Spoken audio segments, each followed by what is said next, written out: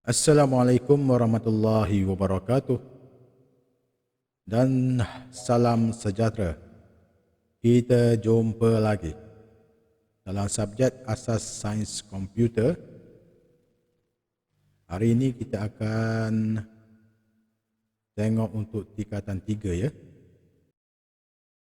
Okey, tingkatan 3 3.0 algoritma.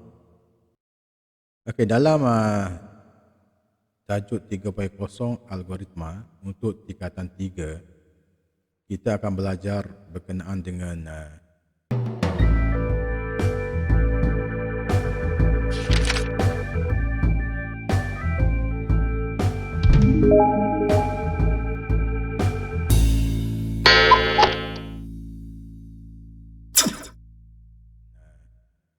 pembangunan algoritma, iaitu search dan sort.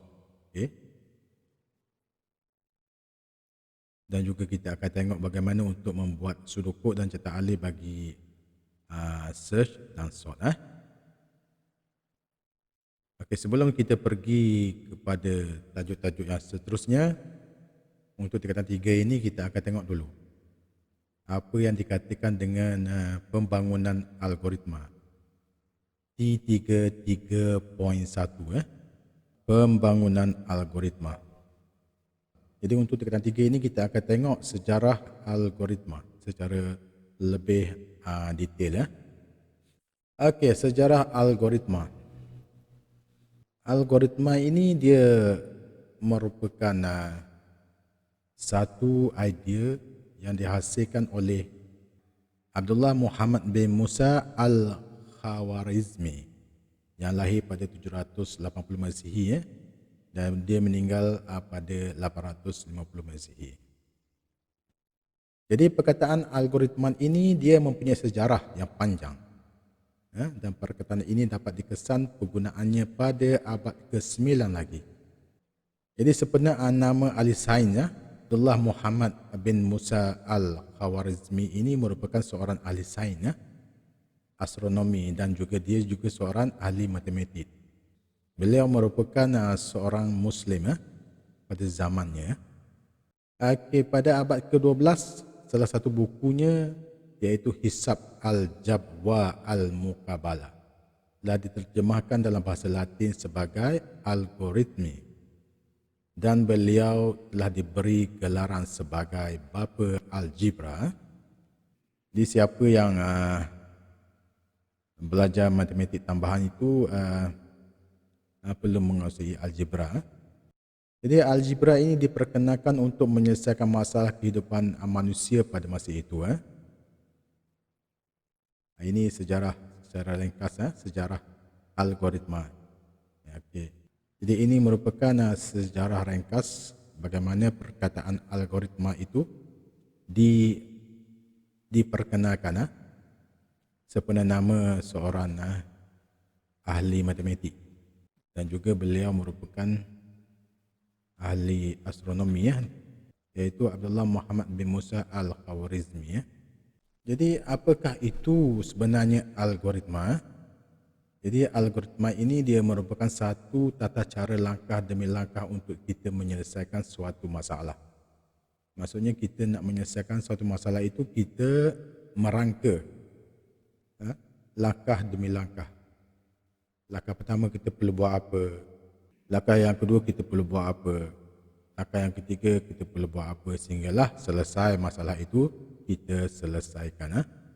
Dalam bidang pengkomputeran, pengatur cara akan membina satu atur cara berpandukan algoritma yang dibina terlebih dahulu. Okey. Jadi dalam kita membuat programming ini, kita mesti terlebih dahulu menghasilkan algoritma. Dan daripada algoritma itu kita akan membangunkan atur cara berdasarkan kepada algoritma yang kita bina. Tak boleh kita terus membuat atur cara. Mesti kena buat algoritma dulu. Jadi pembangunan algoritma dia merupakan satu teknik pengitlakan yang melibatkan pembinaan langkah-langkah penyelesaian masalah. Jadi pembangunan algoritma dia merupakan satu teknik pengitlakan. Ini pengitlakan ni merupakan salah satu teknik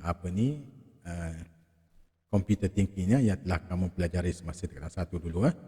Iaitu pengitlakan, maksudnya kita menghasilkan satu model. Dalam bidang sains komputer, pembangunan algoritma ini adalah bertujuan untuk kita menyelesaikan masalah-masalah pengaturcaraan. Kita mesti bina dulu algoritma. Sebelum kita menghasilkan aturcara, mesti berpandukan kepada algoritma yang kita bina bagi kita menyelesaikan masalah-masalah yang tertentu. Seterusnya. Jadi apakah faedah-faedah pembangunan algoritma ini dalam sains komputer? Tujuannya adalah untuk kita memahami bagaimana komputer memproses urutan tindakan-tindakan yang perlu dilaksanakan. Jadi komputer pun kita perlu arahkan dia untuk melakukan sesuatu mengikut urutan satu demi satu dan sehinggalah selesai. Dan juga kita hendak mempelajari bagaimana menulis algoritma yang teratur, mudah dibaca dan dipahami. Bila kita dapat menghasilkan algoritma yang baik, teratur, mudah, semestinya pengaturcaraan kita nanti akan menjadi lebih baik. Dan juga kita mempelajari cara menulis algoritma dengan cekap. Ini faedah-faedah kita mempelajari algoritma. Dan juga kita mempelajari cara melakukan penambahbaikan pada algoritma kita.